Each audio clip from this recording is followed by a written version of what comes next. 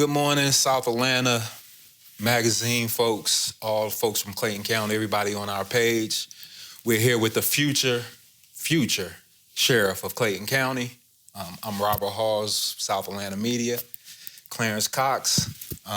We're just gonna have a discussion talking about the upcoming race and things that he's gonna do to change our beautiful county. So, good to be sitting here with you, man. I have a tremendous amount of respect for you. As do I for you. Tremendous amount. You have a long-standing law enforcement career, and we've had an opportunity to engage in our careers in the past. And, I'm honored to have you here with me this morning to just chop it up on things that we know a lot about. Pleasure's all mine. So I know you've been spending a bunch of time talking about your plans for the county. Yeah. Can you just give us a brief description on what it is that you want to do, the changes that you want to make within the county? So, most of the things that I plan to employ came from 21st century policing techniques. But, as I've traveled throughout this campaign and spoke with the citizens of the county, I've also, picked up a lot of things that they want. And that's kind of the way my administration is going to run. We need to know kind of what our county wants from us rather than what we want to give them. Right. So, when I co-wrote the Imagining 21st Century Policing for NOBLE, National Organization of Black Law Enforcement, we had a lot of listening sessions. Right. And for that gave me a lot of opportunities across the country to hear the various needs of our communities, right, as opposed to what we want to give our communities. Right. So that for me was a blessing because I got to see up front and real close from citizens, right, what today's law enforcement needs are. And, while we want to employ technology, we sometimes leave certain segments of our population behind. For an example, many folks who wanted to contribute to my campaign were not technologically savvy, right, to donate online, and I had to go pick up checks. And then that gave me another opportunity to realize that, technology sometimes it has its place, right, but it also has some defaults. And a great example when I talk about the sheriff's office is that, people dial the number for the sheriff's office and they may or not get somebody, right, to handle their business or help them. And a good bit of that is the technology. Sometimes you have to press 1 for this, right, press 2 for that. And right, myself, I hate that when I dial numbers and I've got to go through a series of prompts. And when I speak with my seniors and they talk about, I never can get in touch with anybody. Right. We want to make that a user-friendly sheriff's, right, office for everybody, all segments of the population of Clayton County. So I vowed to hire some part-time switchboard operators to cover the 24-hour shifts, right, Monday through Sunday, to make sure that everybody is able to speak to somebody and, right, get some services that they ask for. And then the other thing, and these are simple things, and I've got obviously a long list of things, but just the simple things I think we got to address. All cars say, if in case of emergency, dial 911. Right. It may not even be an emergency. Right. And they may just want to speak to the sheriff's office. So underneath that 911, we're going to put an office number for the sheriff's office, because I think it's important that people are able to have seamless communications with our office to make sure that, that their services are met. So that's good. That's good. I've attended almost every forum, and one of the things that drew me to your style and what you think about as far as leadership was concerned was not being able to do this ourselves. I think many people in the community get lost thinking that the sheriff can do this all by themselves. I'm gonna hire this guy and I'm gonna elect this guy and he's gonna affect and eliminate crime. One of the things that you talked about was partnerships with the community, partnerships with other law enforcement institutions. Can you talk a little bit about that? So yeah, it's simple for me. It's a collaborative effort in law enforcement, and somehow we got off track by thinking that one person could make this whole thing, right, work perfectly. Right. And it's not. We're just a component of the justice system. Right. And being a component, we have to play well with others in the sandbox, so to speak.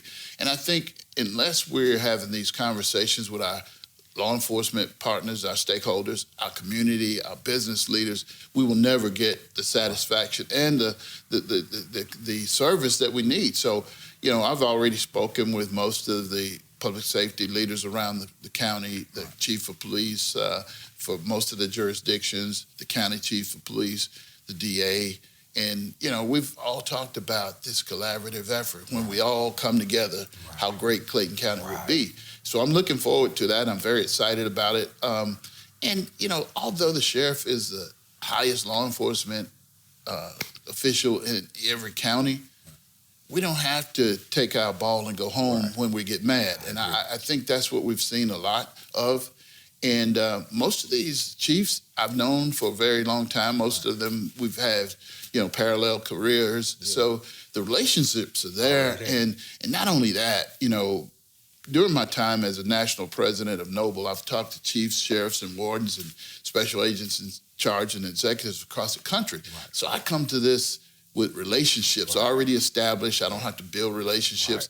Right. And, I'm the only candidate that was in the race that created a law enforcement agency from the ground up. So, not that I know it all, but I'm smart enough to gather a team of folks. And there's a great skill-based group of folks out there that I've already tapped into, and they're willing to be a part of this team. And, and I'm excited to have Chris Story. Yeah. Chris and I on the campaign trail had very similar responses to some of the questions because, he too has a good career and has done great things. And I'm really excited that, we kept our word. We made an agreement early on in the campaign that all of us would get behind each other to make sure that Clayton County got the best. That's what's important. Right? So now you get a 2-for-1 deal. You got Story and I together, and I've got another, group of individuals who are on our team that, we're really excited about this. We just, I am too. And your position now actually is uniquely makes you uniquely qualified to foster those relationships, right? Right now, I command the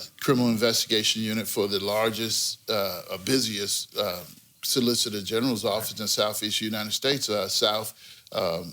just second to Miami-Dade. And, Fulton County is just a busy place with a whole lot of cities, with a whole lot of things going on.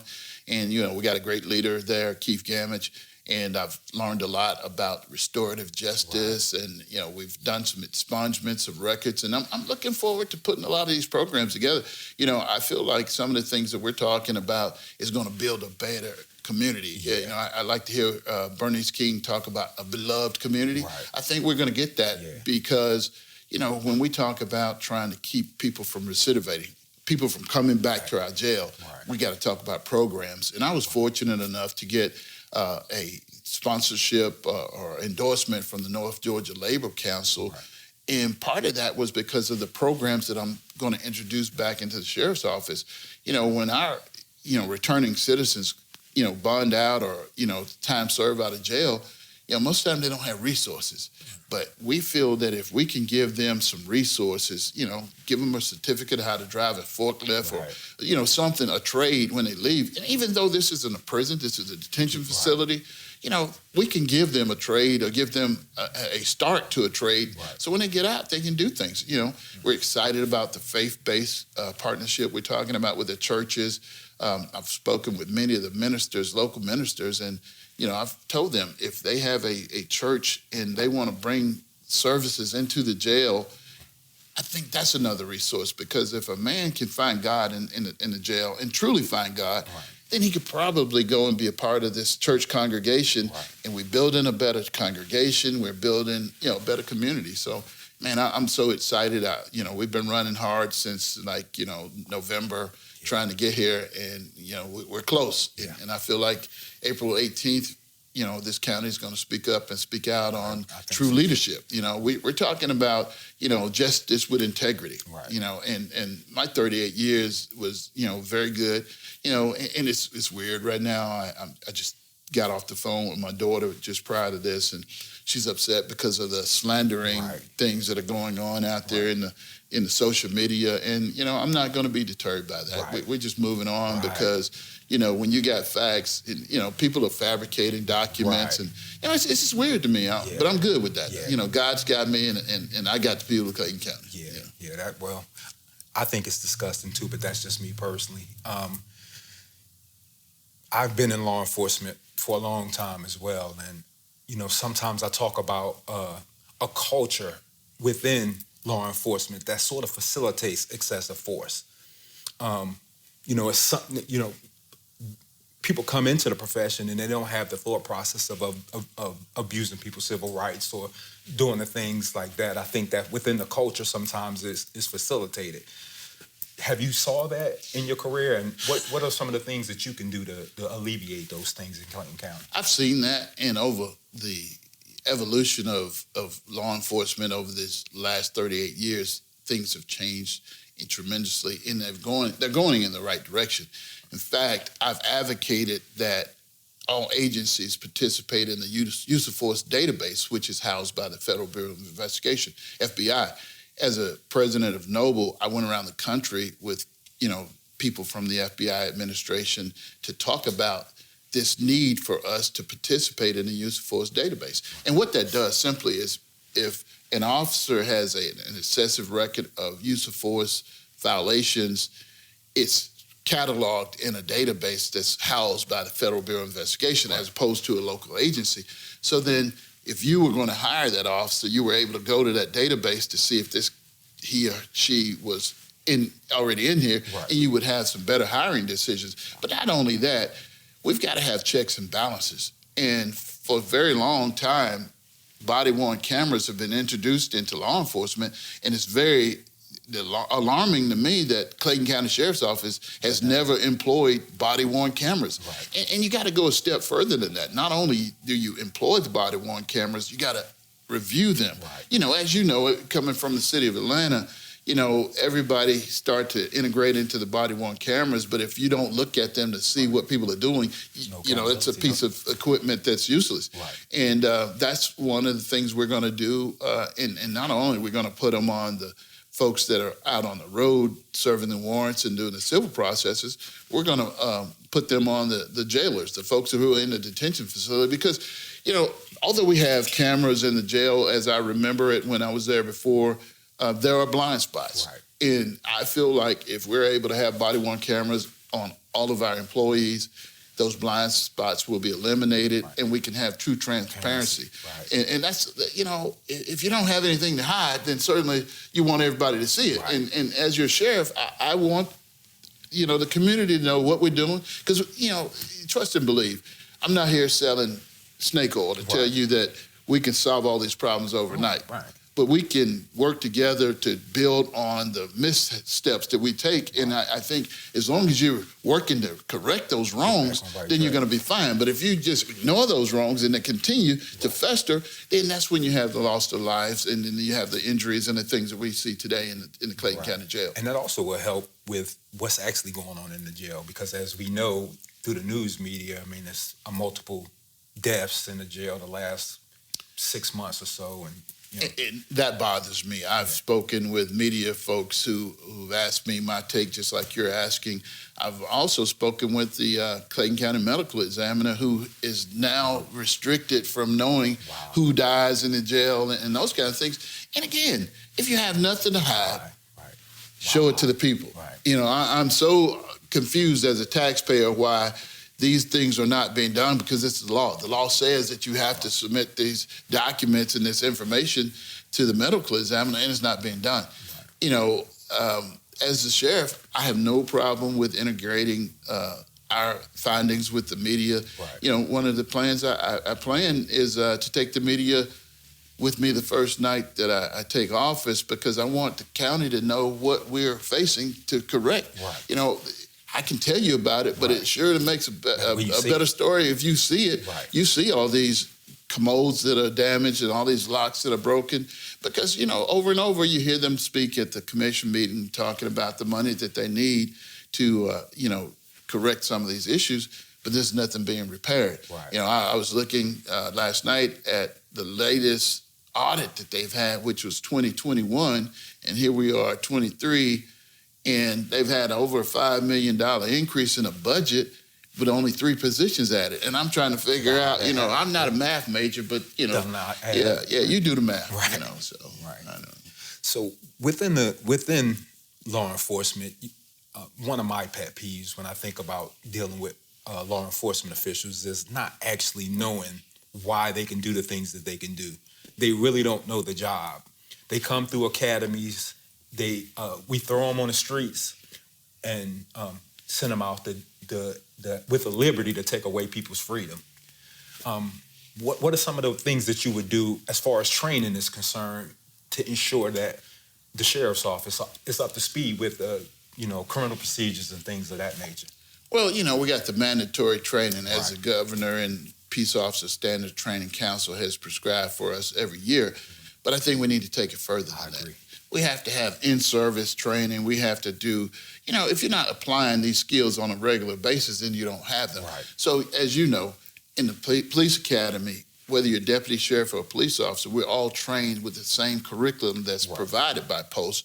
But if I'm not applying these skills every day, i.e. traffic stops, Right. traffic accidents, and it bothers me to see a deputy, and this happens to me all the time on Terra Boulevard. I'll be riding down Terra Boulevard, minding my own business, and I look in the mirror and I hear the sirens, and here comes a deputy all in the medium or just all over the place, running people off the road to get up to an intersection where there's a traffic accident and the deputy's standing there with his hands in his pocket because he or she don't know how to work a Right. traffic accident. Right. So I think that's problematic because not only is that a waste of time, it's an embarrassing situation for me as a Right. sheriff. And if we're going to go out here and play police, we're going to know how to do it properly.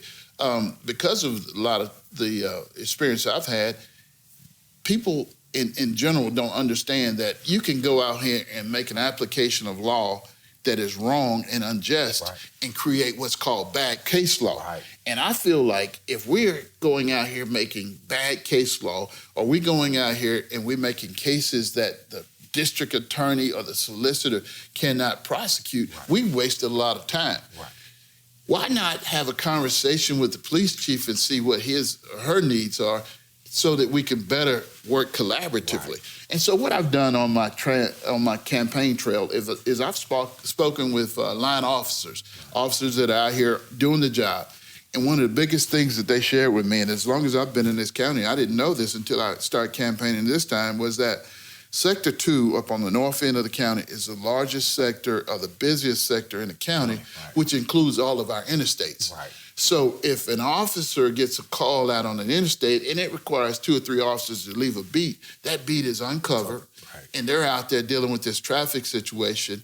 And then if another officer makes an arrest and has to come down to the jail, which takes about an hour and a half, I'm told, to process somebody in and out, you've got at least 4 beats that are not covered. And then obviously those crime elements are going to be there. Right.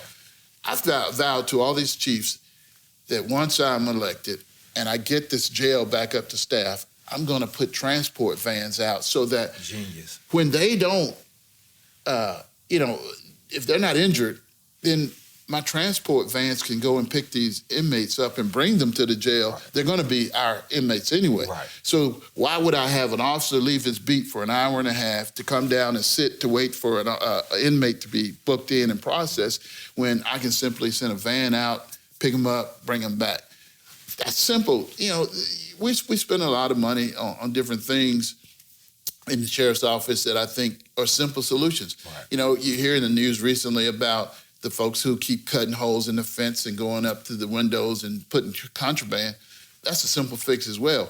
Concertina wire at the top, middle, and the bottom would solve that problem pretty simple, but we've now hired a security guard company to watch a gate, spend more money, Right. which makes no sense. Right. So, we've got a lot of plans. Obviously, I don't want to give them all out on Right, this podcast because I'm right. sure they're somewhere taking notes and they're I'm going to sure. try to make those things right before I get there. But, I want to make sure that our county is safe. And I've got all kinds of plans to make us safe, but we're going to do it in a manner in which we don't abuse anybody's rights. Right. And we're going to make sure that, safety is paramount to me too. My family's here. Right. I got a granddaughter here in school. And so it's very important to me. Right. And I've got a real buy-in for senior citizens and children.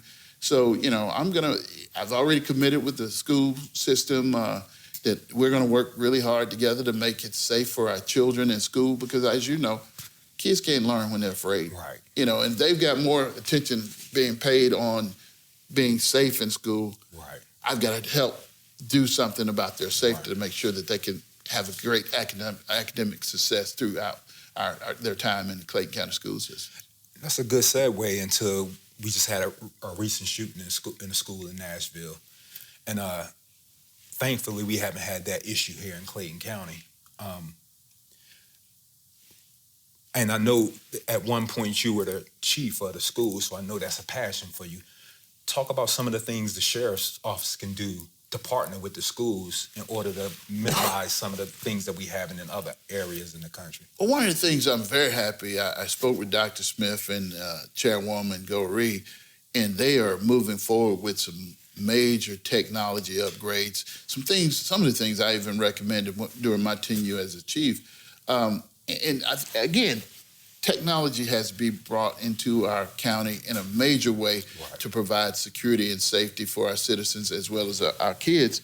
And I was so proud to see, even though we had this very low turnout in this recent election, but I was so proud to see us pass the E-Splosh. Yeah. Because they have some major things coming down the pipe with the E-Splosh enhancements. And I know with the things that I'm privy of, with my conversations with Dr. Smith and others, that our school is going to be probably the safest in the nation, or as safe as any school in the nation with some of these upgrades. And we're building an infrastructure to provide a better instructional learning piece. And it's so beautiful to be able to integrate the safety and security with the instructional learning piece.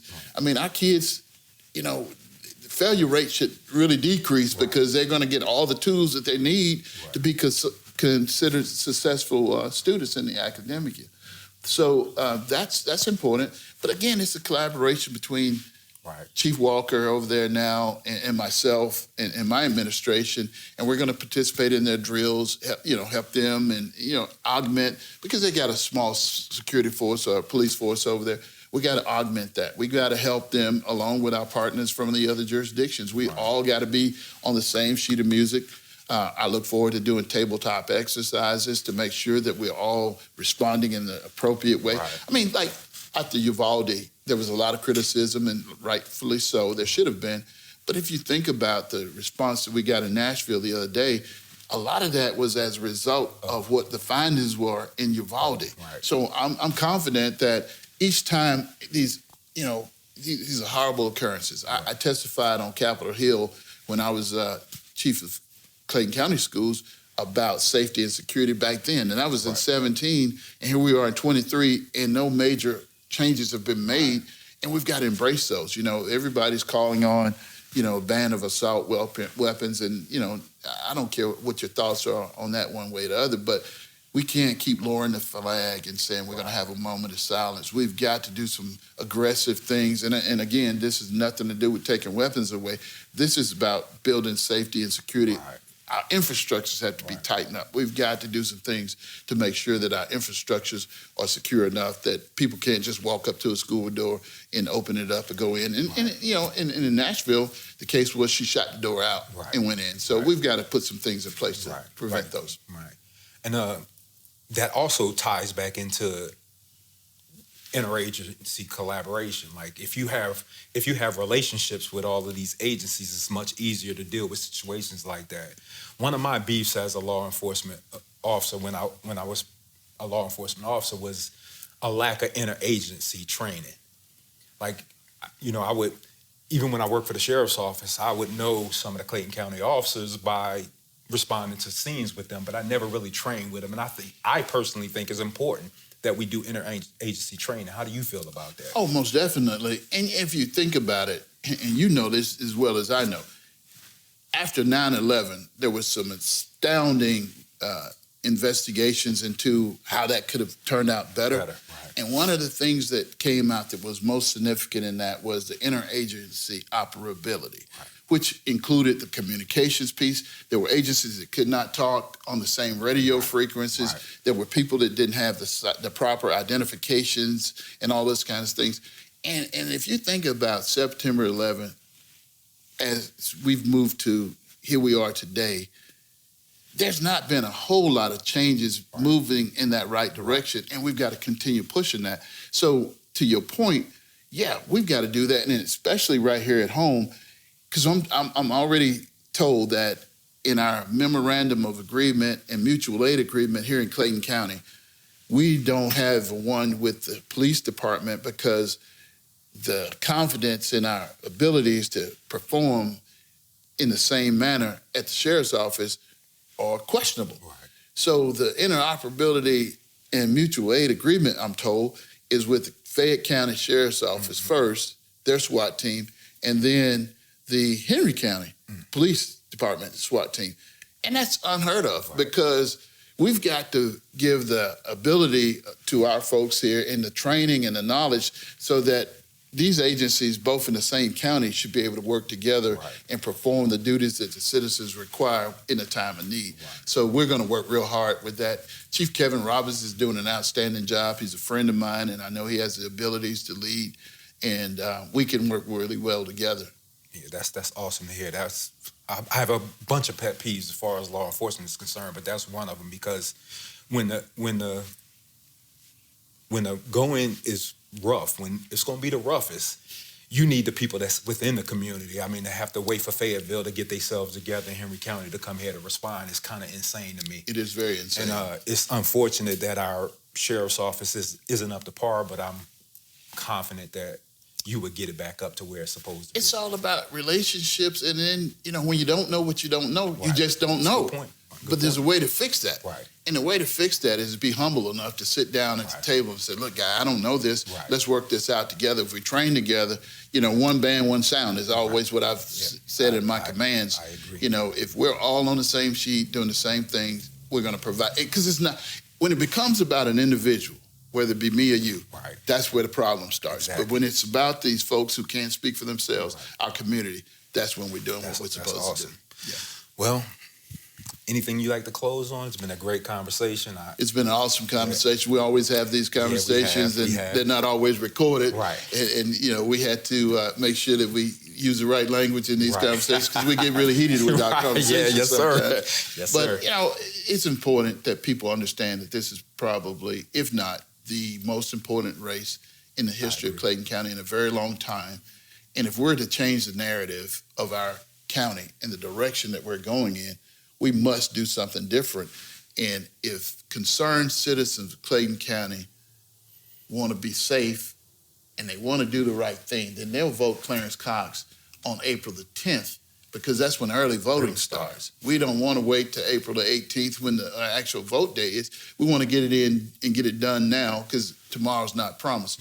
But certainly this is an opportunity for us to get on the right track, do the right thing, and get off the news and these negative stories. And you've heard me say this over and over, and I'll say this one last time today. I have to go to Atlanta, Fayette, or Henry for a very good meal because there's no fine dining in Clayton County. We've got chain restaurants, and I applaud those restaurant owners that do the very best that they can, but, we don't have anybody knocking down doors to get to Clayton County, and a lot of it has to do with the fact I don't come to Clayton County. I don't fool with this person or that person, and I think we've got to change that. We've got to change that. We demand better, and we've got to do better. And I look for our citizens to hold me accountable when I'm elected sheriff because that's where we lost it. Yeah. We didn't hold our past administration accountable, and I think they'll be able to do that. You guys will be able to do that when I hold my town hall meetings on a quarterly basis, and every year we're going to publish an annual report to show you what we spent, what we did. I don't have any secrets about this. People are out here right now, like I say, attacking me. I am not going to be disturbed by that. Post has never pulled my certification. They've never asked me to be suspended or resign or in lieu of terminate, none of that. Right. And I've never beat my wife or anybody else to get domestic violence charges. I got so much, there's a big difference. There's a heck of a difference between myself and my opponent. Right. And Clayton County needs to know that. And the most important thing is the experience, because in my opinion, to be a leader of that magnitude, you should have some type of experience. I just can't understand, I can't even understand the thought of electing somebody that's been post-certified for under 6 years. I can't even believe that we have in this situation here, but You know, I think you're going to change that, and you change the energy in this county, and I'm looking forward to it. I know I'm going to change that, and I don't want the citizens to feel that I'm arrogant by my responses to this, but I was putting together the Clayton County Schools Police when this guy graduated mandate. Right. And that's been a while ago. And, you know, the running joke during the campaign, the primary was, man, you forgot about more than this guy knows. So, you know, and that's no slight to him. I'm not saying anything, you know, as it relates to that's just his experience. Right. You know, Exactly. that's how his cards fell. But, you know, I certainly know that a lot of his actions are not, you know, necessarily dictated by him, and his knowledge is dictated by a previous administration. Right. So, you know, we just got to do better. I believe we are, man. It's a pleasure, man. It's always a pleasure talking to you. Always. Yep.